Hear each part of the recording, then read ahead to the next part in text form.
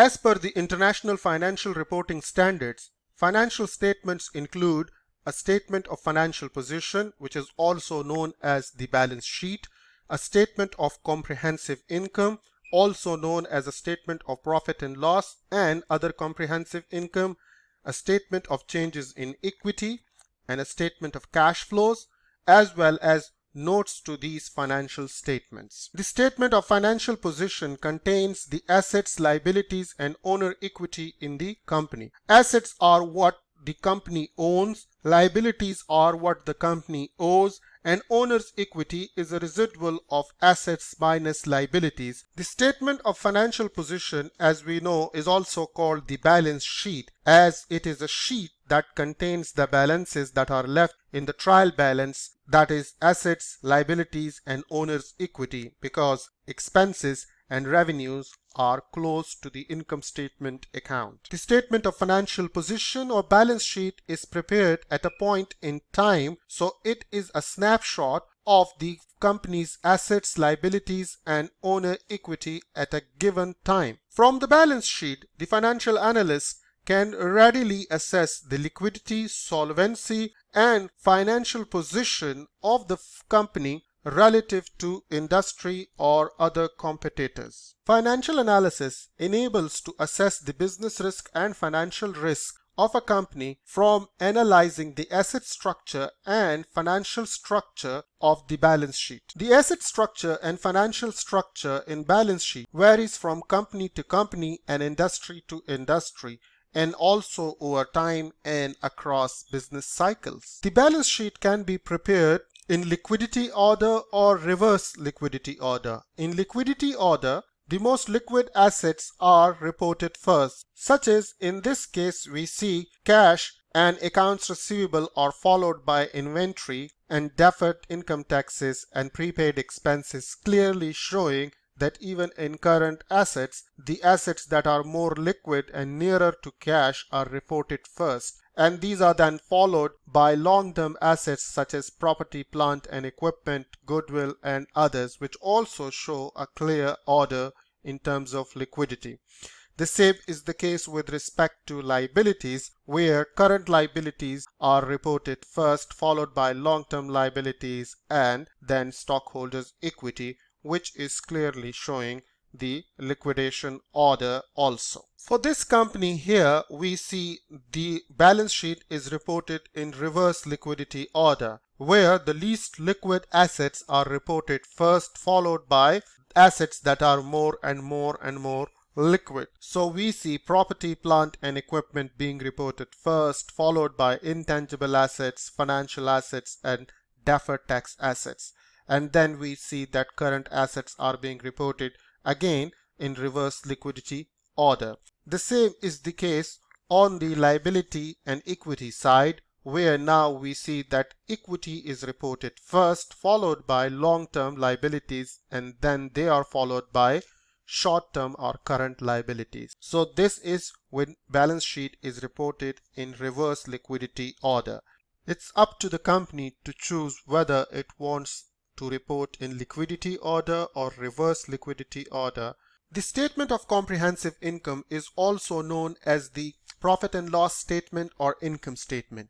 Comprehensive income includes all items that affect owner's equity but are not the result of transactions with the shareholders of the company. Comprehensive income, in other words, is equal to net income of the company plus other comprehensive income. Other comprehensive income may include items such as unrealized gains or losses on available for sale securities, currency translation gains or losses, or hedge accounting, for example. Statement of comprehensive income can be either presented as a single statement of comprehensive income, which includes both net income and other comprehensive income, or it can be two consecutive statements, that is profit and loss statement plus statement of comprehensive income. Statement of comprehensive income is prepared for a period of time, and therefore it shows the financial performance of the company for the given period of time, which normally is 1 year. However, companies do prepare quarterly and semi-annual income statement or statement of comprehensive income. Here we have the income statement of FHEA company for the year 2011. The figures for 2010 and 2009 are also given to enable comparison. We see it starts with the net sales, that is the revenue of the company, and then costs and expenses are deducted from this to arrive at the income before interest and income taxes, from which interest expenses are deducted, and this gives us the income before income taxes, from which the provision for income taxes is deducted to arrive at net income. And then we are given four numbers for the earning per share. The first one is the net income or EPS per share basic for Class B common shares.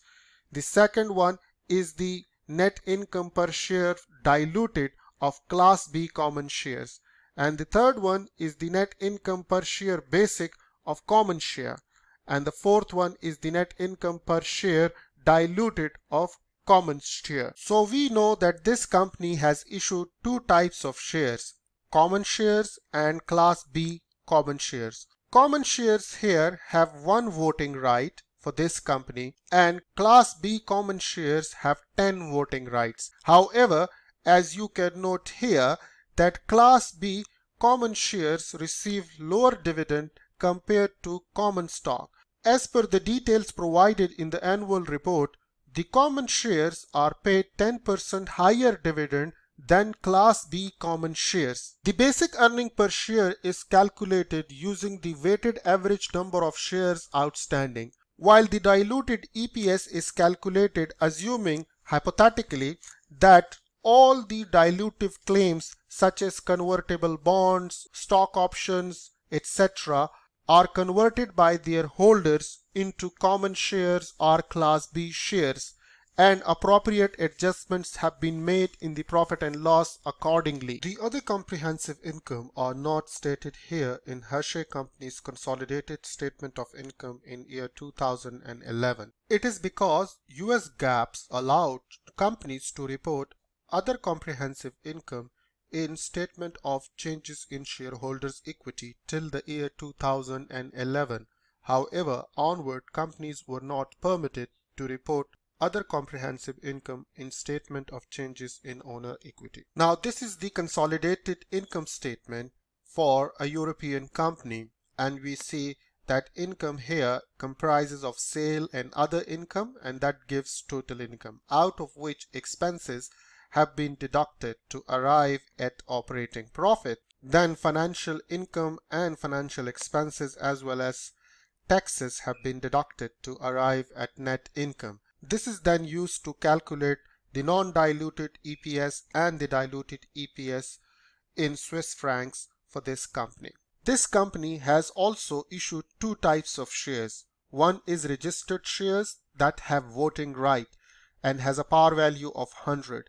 The other are called PC or participatory certificates, which have no voting right and have a par value of 10 Swiss francs. However, both registered shares and participatory certificates have the same rights to dividend and proceeds of liquidation in proportion to their par value. All the shares, both registered and participatory certificates, are fully paid up. This company has opted to present its statement of comprehensive income in two statements. The first statement is the profit and loss statement or the consolidated income statement, that is this one. The other statement is the statement of comprehensive income, which we are to see next. The statement of comprehensive income for this company is now presented here, and we can see that it has the net income from the statement of consolidated income reported here for 2011, and then other comprehensive income and losses have been adjusted against this net income to arrive at the total comprehensive income or loss for the year, which is 218.8 million. There are three transactions that have been included here as other comprehensive income. These include hedge accounting losses, unrealized gains and losses on available for sale financial assets, and losses from currency translation. We will be talking about these in more detail in our discussion on understanding the income statement. The statement of changes in shareholders' equity is prepared for a given period of time, just like the income statement. It has a beginning value of the shareholders' equity that is adjusted for the changes in owner equity in the given accounting period. This results in giving us the ending value of the shareholders' equity. The basic components of the shareholders' equity are two. One is the paid-in capital from the shareholders, and the other is the retained earnings, which have accumulated over years from retaining profits in the business. The ending value of the common stock is equal to the beginning value of the common stock plus any shares issued during the period minus any stock repurchases during the period. Ending retained earnings are equal to the beginning retained earnings plus the net income for the reporting period minus any dividends paid to shareholders. Similarly, the ending accumulated other comprehensive income is equal to the beginning value of the accumulated other comprehensive income plus other comprehensive income during the year, which of course can be positive or negative. Here we have the consolidated statements of stockholders' equity for Hershey Company for the year 2011 that reflects the same things that we discussed on the previous slide. So we see here that this company has no preferred stock, but it has two types of common stock, common stocks and Class B common stocks. And then we have the additional paid in capital, which is the share premium. Then we have the beginning balance of retained earnings. Then we have the treasury stocks, which have been repurchased by the company. Then we have accumulated other comprehensive income or losses, and it has a beginning balance of $215,067, which is negative. And then we have non-controlling interest in subsidiaries and total stockholders equity. So these are the beginning balances for these items. As we discussed earlier, that the US GAAPs allowed companies to report other comprehensive income as part of their statement of stockholders equity or changes in owner equity. Here we see that Hershey Company's other comprehensive income and net income has been used here to calculate the total comprehensive income for Hershey in 2011. We see that dividends have been paid on both common stock and Class B common stock. We also note that Class B common stock 74,000 in numbers have been converted into common stock, that is again 74,000. So the conversion ratio between Class B common stock and common stock is 1:1. Treasury common stocks have been issued to the incentive plan transactions at a discount, and that is why we see that the additional paid in capital has a negative value here. However, for the exercise of stock options, we see that the treasury stocks that have been issued have a positive additional paid in capital. After accounting for all these changes in different items, we see that the closing balance of the shareholders' equity on December 31st, 2011 is $872,648, which has changed from $937,601 on 31st December 2010. So overall, we see that the shareholders' equity have declined from the start of the year in 2011. This is mainly due to the huge stock repurchases in the year 2011, effectively $384.515 million. From this, we can easily assess the utility of the statement of stockholders' equity. This helps us understand the different changes that contribute towards the decline or increase in the value of shareholders' equity. The consolidated statement of changes in equity for a European company for the year 2011 is provided here. Interestingly, it also provides the details of these changes in equity for 2010 to provide a comparison. So we can readily see the items that were there that accounted for changes in equity for the year 2010 and the items that have been affecting the owner equity in the year 2011.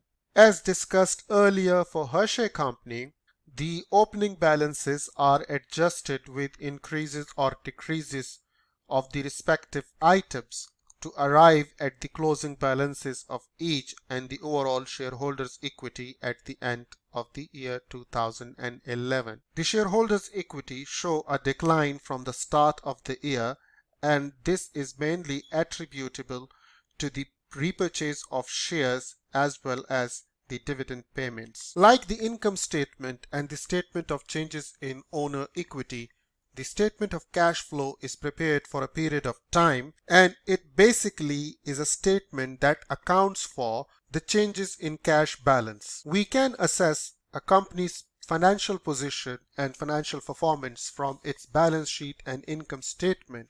However, cash flow statement plays a very important role in assessing the company's long-term success. The cash flow statement helps in evaluating the company's liquidity, solvency, and financial flexibility. Financial flexibility is the ability of a company to react and adapt to financial adversities and opportunities. Suppose a company has an opening cash balance of 500. So the cash at the start of the year is 500. This is the opening balance. The closing balance of cash is 400. Now we see that cash have actually declined by $100 during the year. The cash flow statement accounts for the reasons or causes that have led to the decline in the cash balance from the opening 500 to the closing 400. It, for this purpose, classifies the cash flows that have been paid or received during the year into three categories. One is the operating cash flow, then the investing cash flow, and then the financing cash flows. This helps in developing an understanding of what is the main reason behind the decline in the cash, or in other words, we can say where is cash coming from and where is cash going into, so that we know why cash balances are increasing or decreasing over time. Operating cash flows relate to the operating day-to-day activities of the business that are generally recorded in the income statement to arrive at the net income, and these also include the impacts of current assets and current liabilities that are non-interest bearing. So increases or decreases in current assets or current liabilities are considered as part of operating cash flows. Investing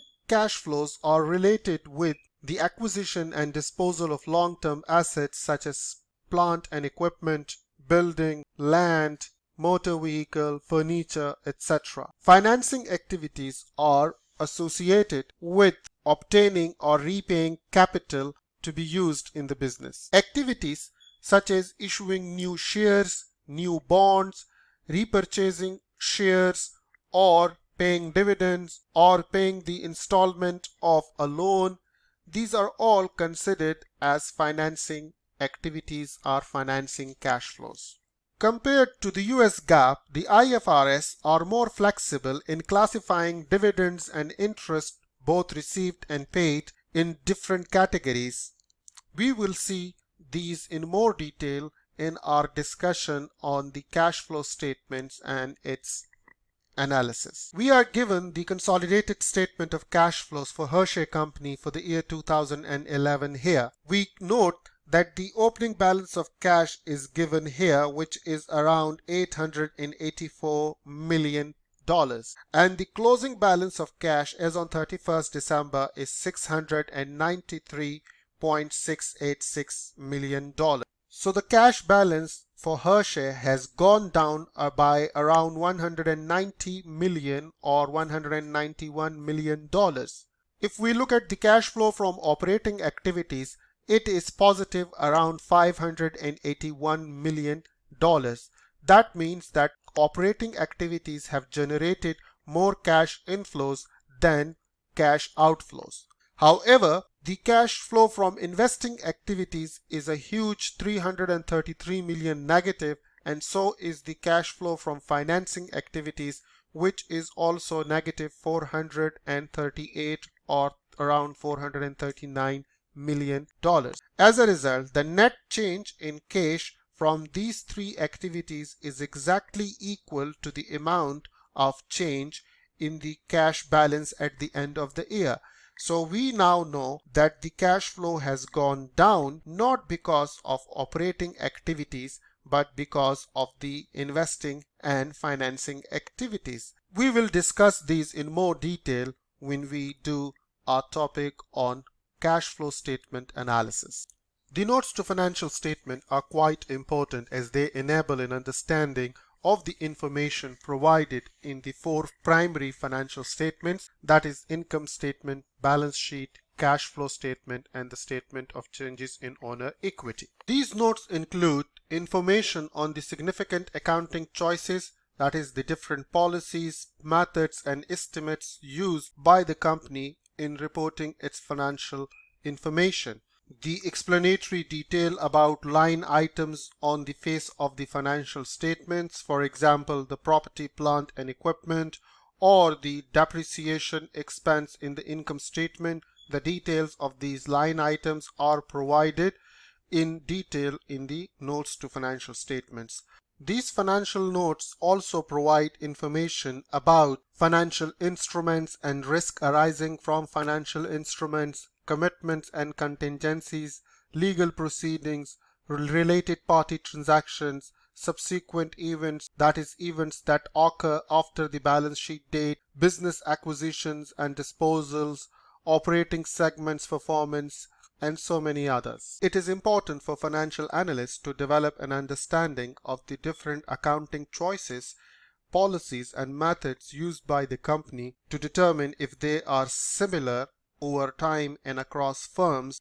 In case they are not, the analyst will have to make certain adjustments based on the information provided in the notes to financial statements to make the comparison of the financial performance across time for the same company and across industry or other firms for the company. Failure on the part of the financial analyst to do so will result in biased performance evaluation and comparison across time and across firms. This excerpt shows typical disclosure about accounting policies. Here we have property, plant, and equipment. The company is valuing property, plant, and equipment at historical cost less accumulated depreciation, and it uses straight line method for depreciation. It is capitalizing expenditure that will provide future benefits and that can be reliably calculated and expenses all other expenditure in the year incurred. The line item